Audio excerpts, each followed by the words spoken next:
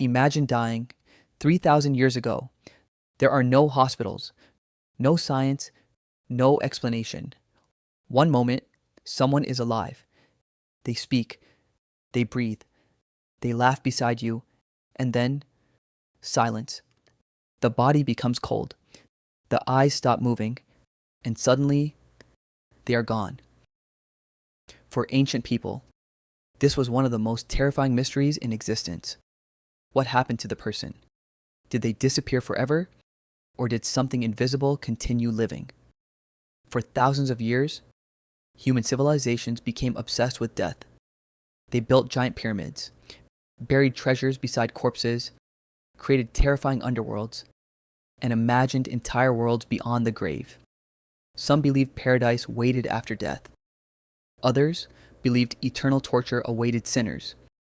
And some civilizations thought the dead could return to haunt the living. Tonight, we are diving deep into the terrifying, mysterious, and fascinating beliefs ancient people had about life after death. Long before civilization, before cities, before kings, humans already feared death. Even prehistoric tribes buried their dead carefully. Archaeologists discovered ancient graves over 100,000 years old. Some bodies were buried with tools, with flowers, with weapons, and with food. This reveals something incredible. Even the earliest humans may have believed the dead still needed things after death. They thought another journey was beginning. No civilization studied death more deeply than ancient Egypt. The Egyptians prepared for death their entire lives. To them, earthly life was only temporary. The real existence began after death. Their entire civilization revolved around immortality. That's why Egypt became filled with tombs, pyramids, and giant monuments for the dead. The Egyptians believed humans had several spiritual parts. One was called the Ka. This was the life force. Another was the Ba, a spiritual personality able to travel outside the body. And finally, the soul transformed into an immortal spirit after death, but only if everything went correctly. After death, the soul entered the Duat, a terrifying underworld filled with dangers. This was not peaceful. It was a nightmare world, filled with giant snakes, fire lakes, monsters, and demon guardians. The dead needed passwords to pass magical gates. They needed spells to survive traps, and they needed protection from evil spirits.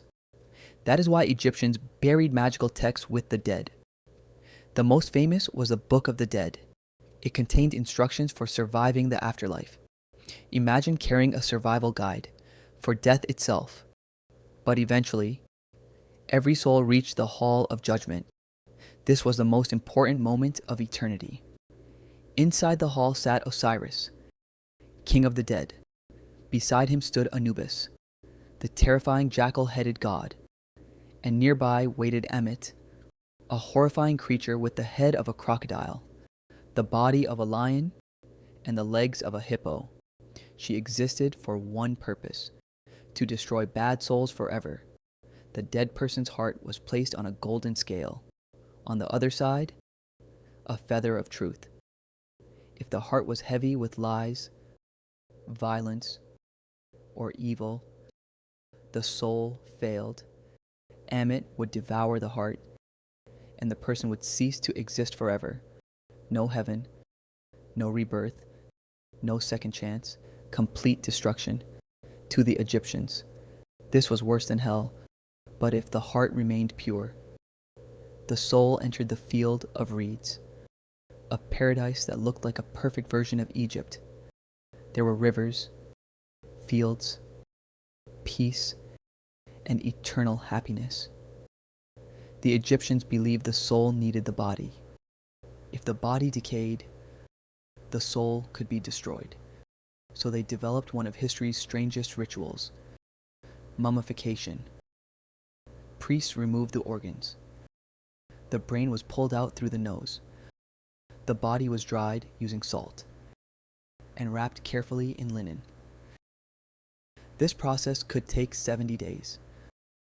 The goal was simple: preserve the body forever, so the soul could survive forever. Egyptians feared grave robbers. So many tombs contained warnings and curses. Some claimed supernatural punishment would strike intruders. And after the discovery of Tutankhamun's tomb, rumors spread across the world.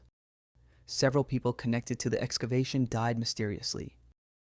Many believed the ancient curse was real. In Mesopotamia, the cradle of civilization, people imagined an afterlife far darker than Egypt's. The Sumerians and Babylonians believed almost everyone shared the same fate after death, and it was miserable. The dead descended into a giant underground world, a place of dust, darkness, and silence.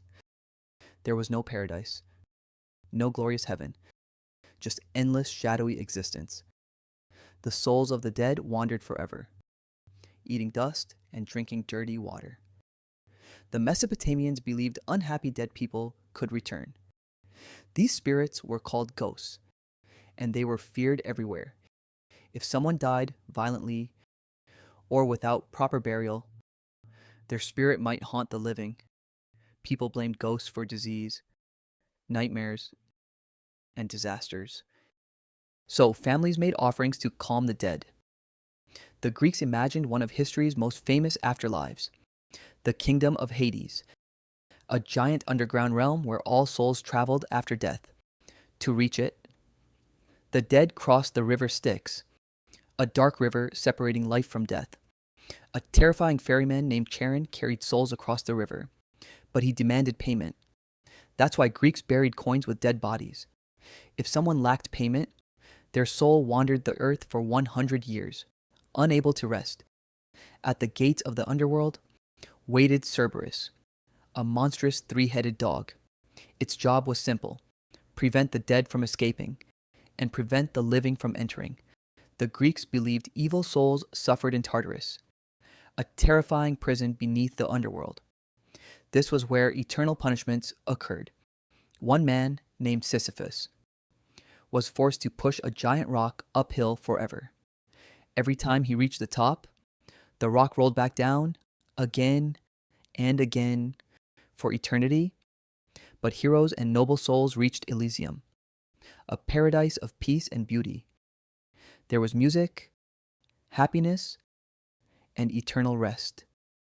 To the Greeks, your actions during life shaped your fate after death. The Vikings did not fear death the same way. To them, a glorious death was an honor, especially in battle. When warriors died bravely, the Valkyries appeared. These supernatural warrior women rode through the skies. They carried fallen heroes to Valhalla, Odin's gigantic hall. In Valhalla, warriors fought every day, but strangely, they never truly died. At sunset, the wounded healed, and everyone gathered for massive feasts. This continued forever. Preparing for Ragnarok, the final battle that would destroy the universe. But those who died ordinary deaths entered Helheim, a freezing kingdom ruled by Hel. Half her body looked alive, the other half looked like a corpse. Helheim was cold, dark, and hopeless. The Maya imagined perhaps the most horrifying afterlife of all. They called it Xibalba, the place of fear. The underworld was ruled by terrifying death gods. They enjoyed human suffering. Souls entering Xibalba faced impossible challenges, deadly traps, rooms filled with blades, hallways of darkness, and monsters waiting in the shadows. The Maya believed blood connected humans to the gods. That belief led to ritual sacrifice. Some victims were killed to honor the gods and ensure survival after death. To modern people, it seems horrifying, but ancient civilizations believed these sacrifices protected the world itself. In ancient China, the dead remained part of the family forever. Ancestors were believed to watch over the living. Families prayed to them, offered food, and burned paper money. They believed these gifts reached the spirit world, but forgotten souls became dangerous. They transformed into hungry ghosts, restless spirits filled with anger and suffering. These ghosts wandered the world, searching for food, revenge, and attention, even today. Some traditions connected to these beliefs still exist. These beliefs shaped human history. They influenced laws, religion, war, and kings. People obeyed rulers because rulers claimed divine power. Warriors fought bravely, hoping for paradise. Families honored the dead out of fear and respect. Entire empires were built around the promise of eternal life. But maybe the greatest fear was not death itself. It was being forgotten. Ancient kings built giant monuments. They carved their names into stone. They wanted immortality through memory. And somehow, they succeeded. Thousands of years later, we still remember them. The pharaohs, the Viking warriors, the Greek heroes. The ancient dead still live inside human history. No one truly knows what happens after death, but ancient civilizations desperately searched for answers. They imagined paradise. They imagined punishment. They imagined monsters, ghosts, and eternal kingdoms beyond the grave. These stories reveal something powerful about humanity. Across different continents, different languages, and different cultures, humans shared the same fear, the fear of death, and the hope that maybe something waits for us afterward. If you enjoyed this journey through ancient mysteries, subscribe for more forgotten history, lost civilizations, and terrifying legends from the ancient world. And tell me in the comments, which ancient afterlife sounds the most terrifying to you? Subscribe for more ancient mysteries.